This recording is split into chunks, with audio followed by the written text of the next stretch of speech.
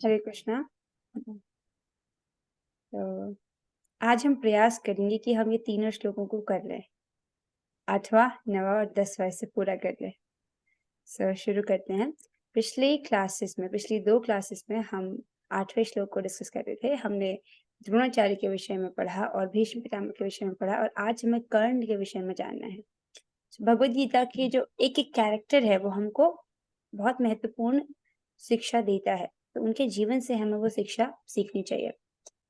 तो हम जो कर्ण की स्टोरी है इसको शुरू से जानने का प्रयास करेंगे। थोड़ा-सा स्पीड में तेज़ी रखती हूँ ताकि हम आगे के श्लोक भी कर पाएँ। तो कर्ण पाँचों पांडवों के भाई हैं। वो महारानी कुंती के पुत्र हैं जो महारानी कुंती की शादी से पहले हुए थे। ऐसा इसीलिए क्योंकि जब महारानी कुंती छोटी थीं उनको दुर्वासा ऋषि की सेवा का अवसर प्राप्त होता है। दुर्वासा ऋषि उनके महल में आते हैं और राजकुमारी जी यानी जब कुंती महारानी छोटी थी उनकी सेवा करती हैं। दुर्वासा ऋषि उनकी सेवा से बहुत प्रसन्न होते हैं और उनको वो एक मंत्र देते हैं। वो इनसे कहते हैं कि आप इस मंत्र का जप कीजिए और आप जिस भी देवता का ध्यान करेंगी, वो देवता अपने समान तेजस्वी पुत्र तुम्हें प्रदान करेगा। तो इस प्रकार वो मंत्र देकर दुर्वासा ऋषि चले जाते हैं। अब इधर कुंती महारानी जी सोचती हैं कि ये मंत्र काम करेगा? और फिर वो सोचती हैं कि एक बार मुझे इसे आज़मा लेना चाहिए। और इस प्रकार वो सूर्य देव का ध्यान वो अपनी खिड़की से बाहर देखती हैं, उनको बाहर सूर्य दिखता है और वो सूर्य देव का ध्यान करती हैं और इतने में सहसा सूर्य देव प्रकट हो जाते हैं। और अब कुंती महारानी जी तो बस आज़मा रही थी, तो वो कहती हैं कि मैं तो बस टेस्ट कर रही थी, अब आप वापस चले जाइए।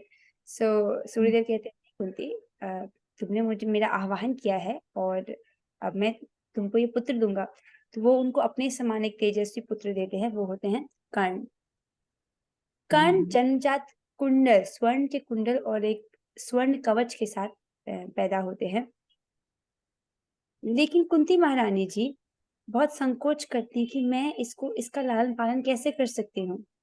कि समाज मुझे किस दृष्टि से देखेगा कि विवाह से पहले मेरे पास एक पुत्र है।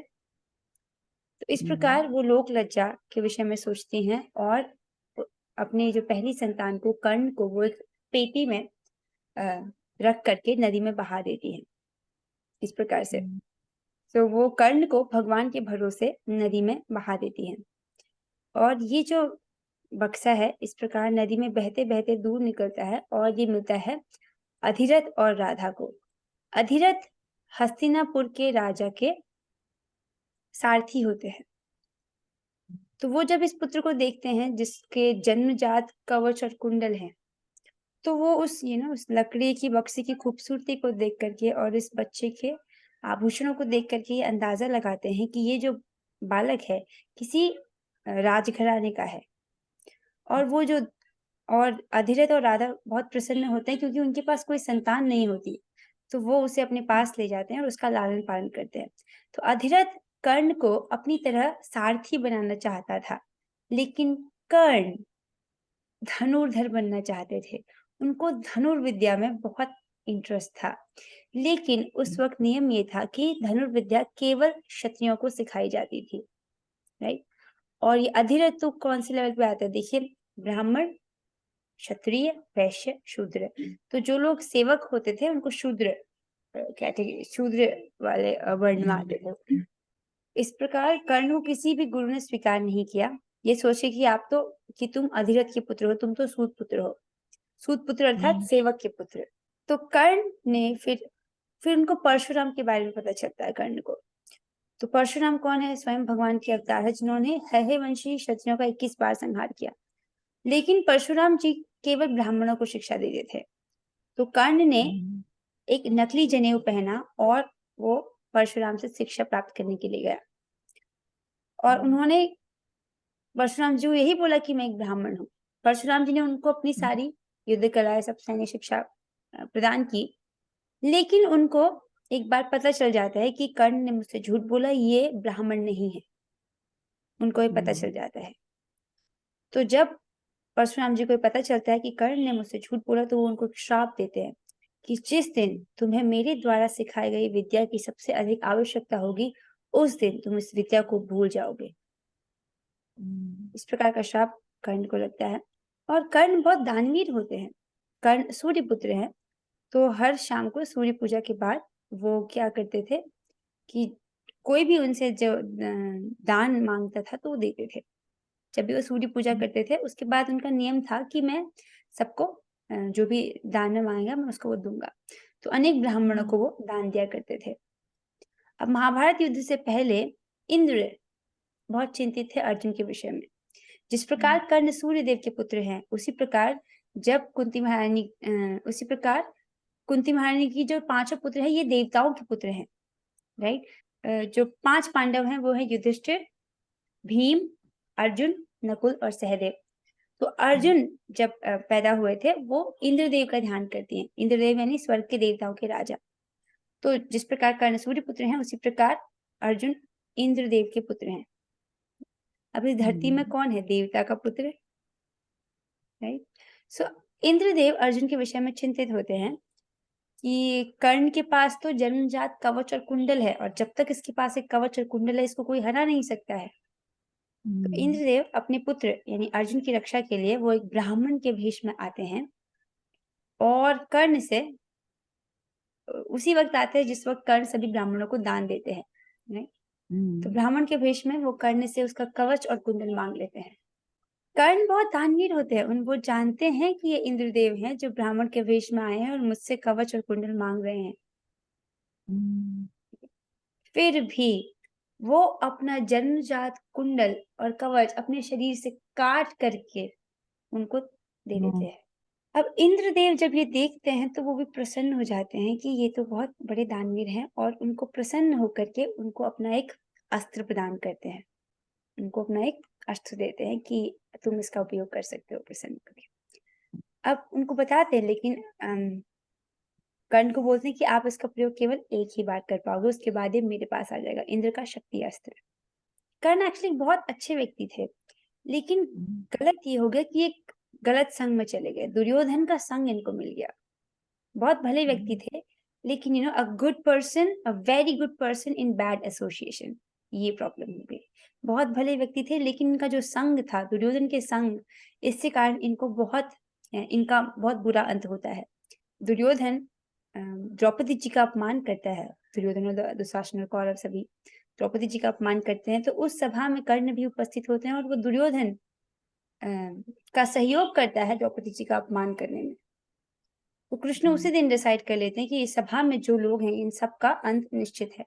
और जब अभिमन्यु जो 16 वर्ष के वीर बालक हैं और जो युद्ध में लड़ने आए हैं, तो कौरव पक्ष के बड़े-बड़े महारथी युद्ध के नियमों का उल्लंघन करके, युद्ध का नियम क्या है कि एक योद्धा एक बार में एक योद्धा से लड़ेगा, 1 on 1, राइट। जब एक योद्धा लड़ रहा है तो 2 योद्धा नहीं आ सकते हैं, ठीक है। ये है युद्ध का नियम, सिंपल नियम। एक योद्धा के साथ लड़ेगा। लेकिन अभिमन्यु इतने वीर योद्धा थे कि कोई उनको नहीं हरा पाया।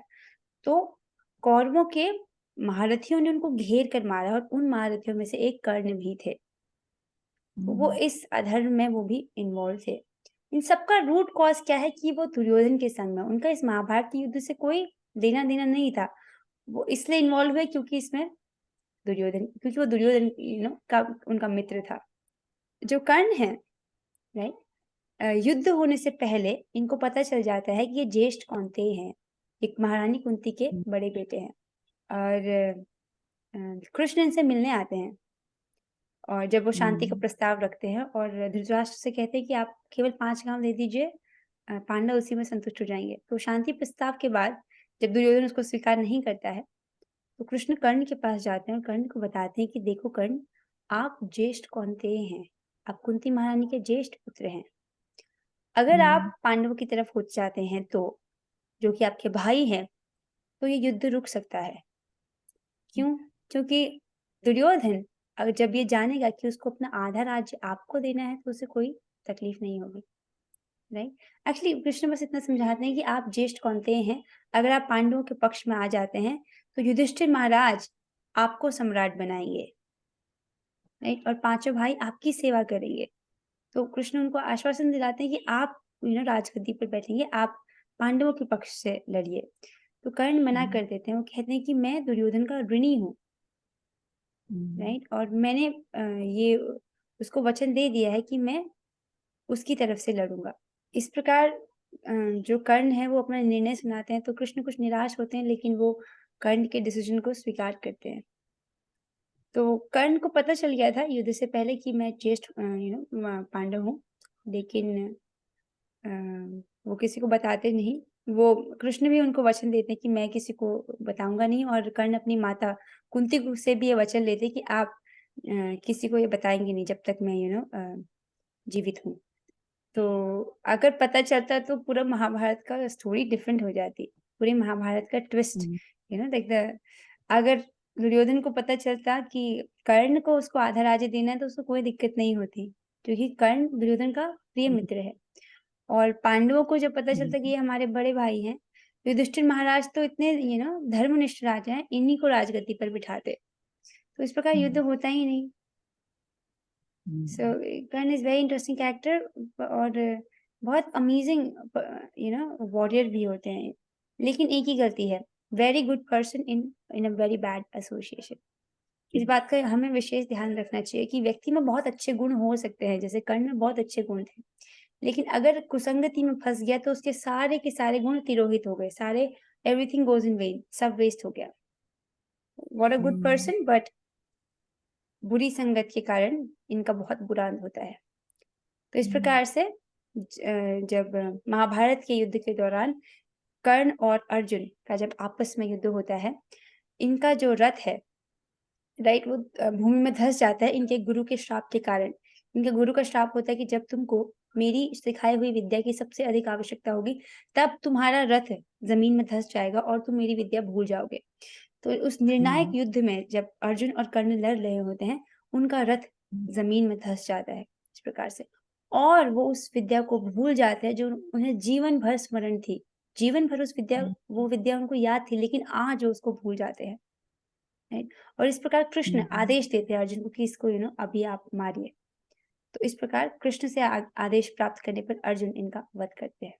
बहुत अच्छे वॉरियर होते हैं, लेकिन इनका एक बहुत बुरा अंत होता है, just because of one thing कि ये बुरी संगत में फँस गए। This is what we have to learn from Karna, right? इसलिए संगति बहुत ज़रूरी है और कुसंगति से बचना बहुत ज़रूरी है। जब हम पढ़ते हैं कि भक्ति को बढ़ाने की जो 6 चीज़ हैं, उनमें से एक क्या है? अभक्तों का अभक्तों के संग का त्याग कर देना। हम्म, हम्म, दिस इज़ वेरी इम्पोर्टेंट। उन 6 चीज़ों में एक इम्पोर्टेंट ये कि ऐसे लोग जो बहुत टॉक्सिक हैं आपकी लाइफ में, जो आपकी भक्ति को बढ़ने हम्म, नहीं दे रहे, उनसे दूर रहना। This is one important thing. So Karna बहुत अच्छे व्यक्ति थे, just because of the surrounding. Uh, या एक बहुत अच्छा एग्ज़ाम्पल आता है कि जो वर्षा का बूँद है, बारिश का बूँद है, हम्म, अगर वो पानी की बूँद कीचड़ में पड़ जाए, उसकी कोई वैल्यू नहीं, राइट? उसको हम पी नहीं सकते। हम्म, वही हम्म, बूँद अगर सागर में जो जिसमें जिसके अंदर मोती होती है, क्या बोलते हैं उसको? शेल, एक शेल के अंदर हम्म, चले जाए तो वो मोती बन जाता है, हम्म, वही पानी का बूँद।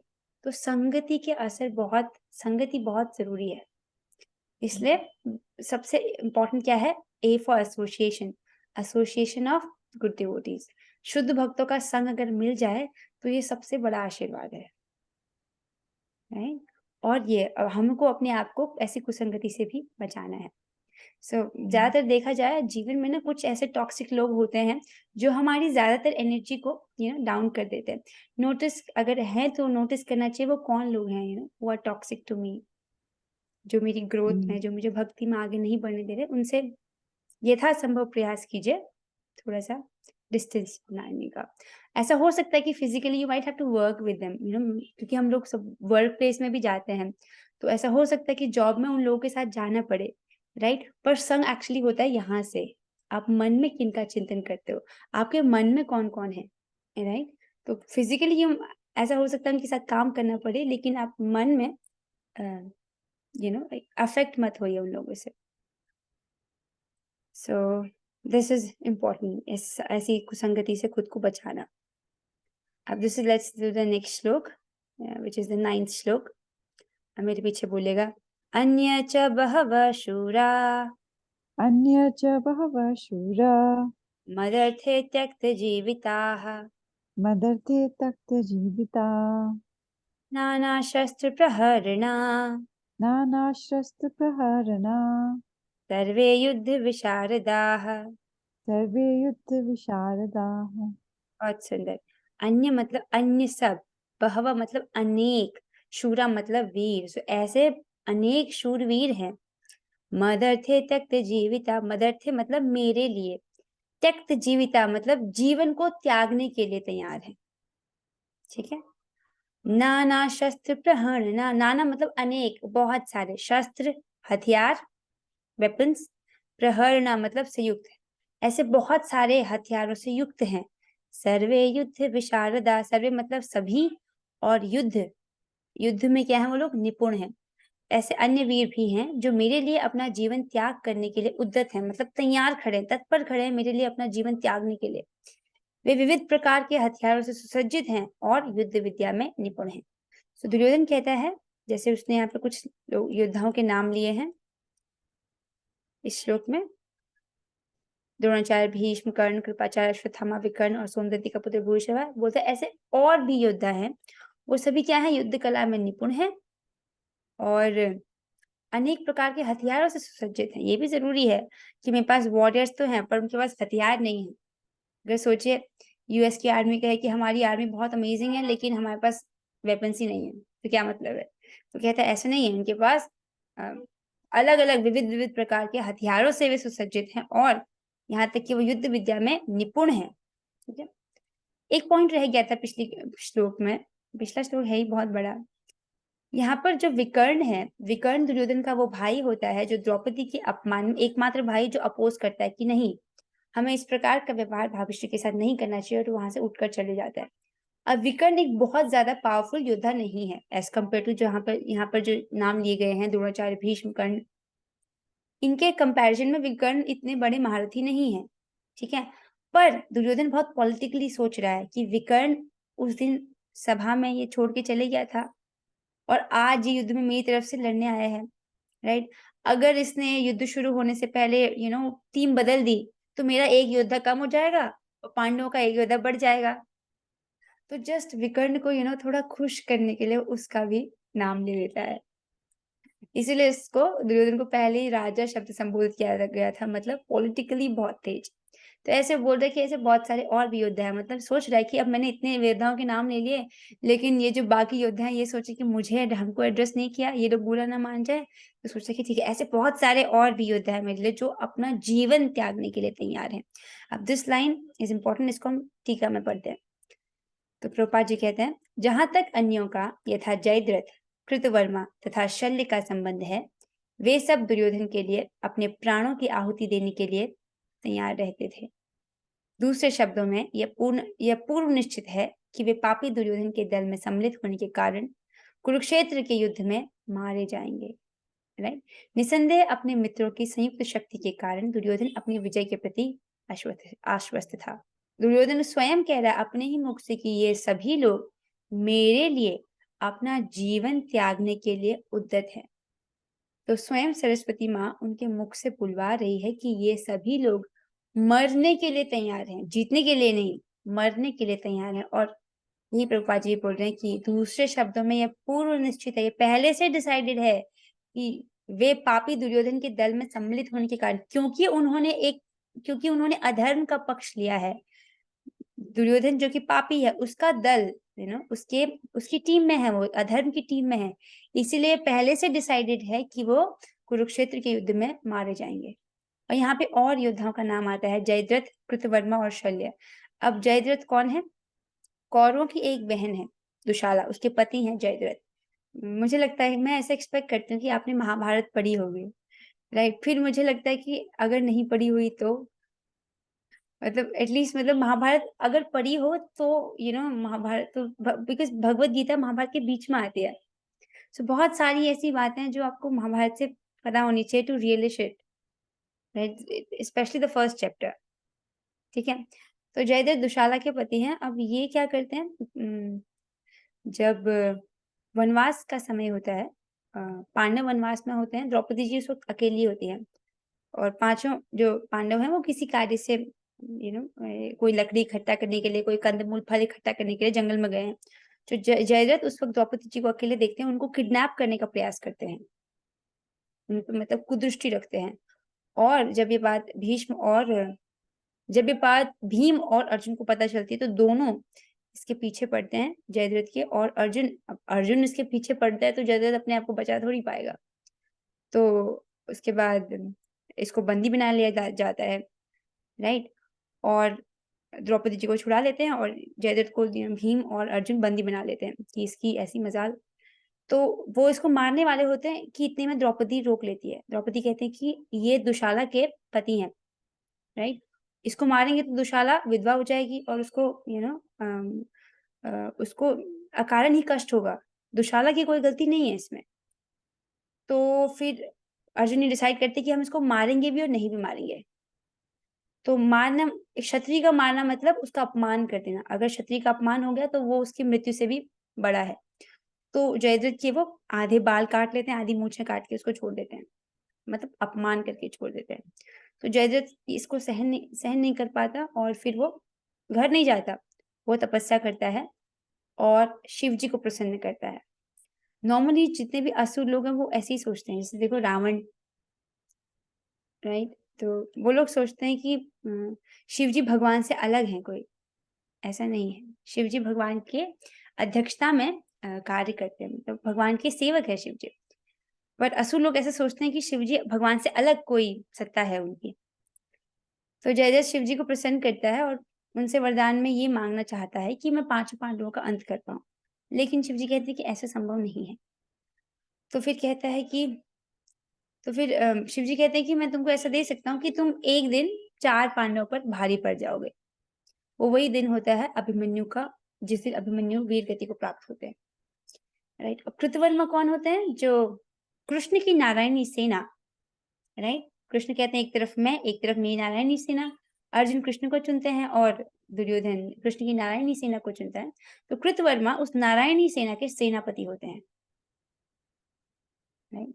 अब बिकॉज़ कृष्ण की ने कह दिया था कि मेरी नारायणी सेना आप ले सकते हो, तो Kritavarma is leading that army. Next है शल्य। अब शल्य तो मामा जी हैं पांडवों के। अब ये उनकी तरफ क्या कर रहे हैं? सो ये अगेन दुर्योधन की कूटनीति है।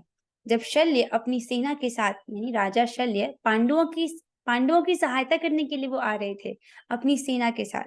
तो रास्ते में उन्होंने विश्राम किया, राइट? तो रास्ते में वो देखते हैं कि बहुत अच्छा अरेंजमेंट लगाया गया है उनके विश्राम के लिए। तो शल्य सोचते हैं कि इसको पक्का युधिष्ठिर महाराज ने किया होगा, राइट? तो बहुत अच्छी व्यवस्था होती है और शल्य महाराज जो होते हैं प्रसन्नतावश कहते हैं कि जिसने भी व्यवस्था की है मैं उसकी तरफ से युद्ध करूँगा। तो इतने में दुर्योधन आ जाता है, बोलता है बहुत-बहुत धन्यवाद। अ, आप मेरी तरफ से लड़ेंगे, मैं बहुत प्रसन्न हूँ ऐसे करके। तो शल्य इस बात को, जब महाराज शल्य को पता चलता है कि ये सारा अरेंजमेंट दुर्योधन का है, तो वो बहुत यू नो वो कहते हैं दुर्योधन से कि तुमने मेरे साथ छल किया है, राइट? ये मेरे साथ एक छल है, क्योंकि वो आए नहीं थे दुर्योधन को सपोर्ट करने के लिए, राइट? पर फिर कहते हैं क्योंकि अब उनका सत्कार वो स्वीकार कर चुके हैं और कहते हैं कि अब मैं तुम्हारा ऋणी हूँ, राइट? इसीलिए फिर वो दुर्योधन की तरफ से लड़ते हैं। और ये शल्य जब कर्ण युद्ध करते हैं, उनके सारथी का पद स्वीकार करते हैं। तो जब कर्ण अर्जुन से युद्ध कर रहे होते हैं, तब ये शल्य कर्ण का मनोबल तोड़ते हैं कि नहीं, तुम तो नहीं लड़ सकते अर्जुन से। अर्जुन जैसा महान योद्धा और तुम तो अर्जुन की बराबरी नहीं कर सकते। इस प्रकार से वो कर्ण का मनोबल तोड़ने का प्रयास करते हैं युद्ध में। और इन शब्दों का बहुत प्रभाव होता है युद्ध में, जब 2 योद्धा लड़ रहे हैं और अगर एक व्यक्ति आपका कॉन्स्टेंटली मनोबल डाउन कर रहा हो तो। सो इस प्रकार से दुर्योधन की कूटनीति से उसने शल्य को अपनी टीम में लिया। एक और श्लोक कर देते हैं, this is the last one. कर लेना आज।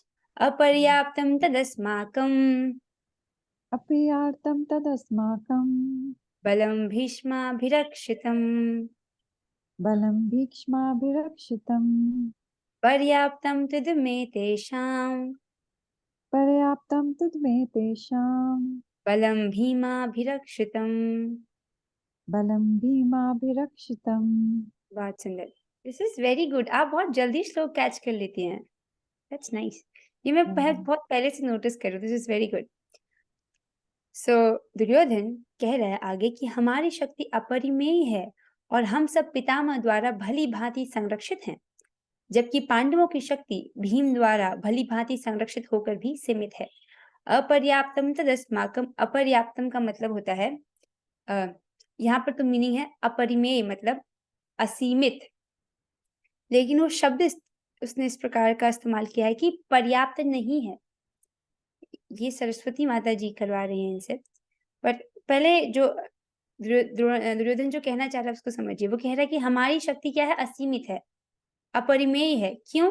बलम भीष्माभिरक्षितम, क्योंकि हम पितामह भीष्म द्वारा सुरक्षित हैं, राइट। हमारी तरफ हमको सुरक्षा प्रदान करने वाले कौन है? भीष्म पितामह है। पर्याप्तम में तेषाम, और जो पांडव हैं उनकी शक्ति क्या है? सीमित है। क्यों? बलम भीमाभिरक्षितम, क्योंकि उनको भीम संरक्षित कर रहे हैं। तो भीम संरक्षित कर रहे हैं तो भी वो सीमित है। तो यहाँ पर भी देखिए जो दुर्योधन है वो अपने दिमाग में भीम को लेकर चल रहा है। वो सोच रहा है कि हमारी तरफ भीष्म पितामह हमारी सेना को संरक्षित कर रहे हैं, उनकी तरफ भीम जो है वो संरक्षित कर रहे हैं। लेकिन इस वक्त तो पांडवों के सेनापति कौन है? धृष्टद्युम्न, राइट। और कौरवों के सेनापति हैं भीष्म पितामह। अगर वो सेनापति देख रहा है तो भीष्म वर्सेस धृष्टद्युम्न देखना चाहिए, लेकिन उसको भीम से इतना डर है कि अभी भी भीम को लेकर आ जाता है, राइट। यहाँ बलम भीष्माभिरक्षितम और वहां बलम भीमाभिरक्षितम, लाइक दिस, ठीक है। सो अब यहाँ पर जो शब्दों का खेल है उसे देखते हैं। वो बोलना तो ये चाहता था कि हमारी असीमित शक्ति है क्योंकि भीष्म पितामह सुरक्षित कर रहे हैं, और उनकी सीमित शक्ति है क्योंकि भीम संरक्षित कर रहे हैं। लेकिन शब्द वो इस प्रकार का इस्तेमाल करता है। अपर्याप्तम का मतलब होता है कि पर्याप्त नहीं है, इनसफिशिएंट। हमारी शक्ति इनसफिशिएंट है, और पर्याप्तम का मतलब होता है सफिशिएंट, और पांडवों की शक्ति सफिशिएंट है। तो इस प्रकार के वो शब्दों का इस्तेमाल कर रहे हैं। सो इस पर तात्पर्य नहीं है। सो यहाँ से हम अगली क्लास में पढ़ेंगे। सो अभी कोई प्रश्न है तो आप पूछ सकते हो। नहीं, आज की क्लास से हम यही सीखते हैं कि कर्ण के जीवन से हमें जरूर सीखना चाहिए कि ऐसा हो सकता है कि हमें बहुत सारी अच्छी क्वालिटीज हो, बहुत सारे अच्छे गुण हो, लेकिन अगर हम गलत संग में हैं तो वो सारे गुण हमारे पानी में मिल जाएंगे। जिस प्रकार कर्ण के इतने सारे गुण, अच्छे गुण थे, लेकिन उसका बहुत बुरा अंत हुआ, right. So we should learn that from. अगर इस प्रकार की कुसंगति है, हमें उससे खुद को बचाना चाहिए, उससे दूर रहना चाहिए। So with this let's end the class here. हम लोग 3 बार हरे कृष्ण महामंत्र करते हैं। Let's do it together. Hare Krishna Krishna Krishna Hare Hare, Hare Rama Rama Rama Hare Hare, Hare Krishna Krishna Krishna Hare Hare, Hare Rama Rama Hare Hare, Hare Krishna Krishna Krishna Hare Hare, Hare Rama Rama Hare Hare. Shrimad Bhagavad Gita की जय, श्रील प्रभुपाद की जय। All glories to Shri Guru Gauranga. Hare Krishna.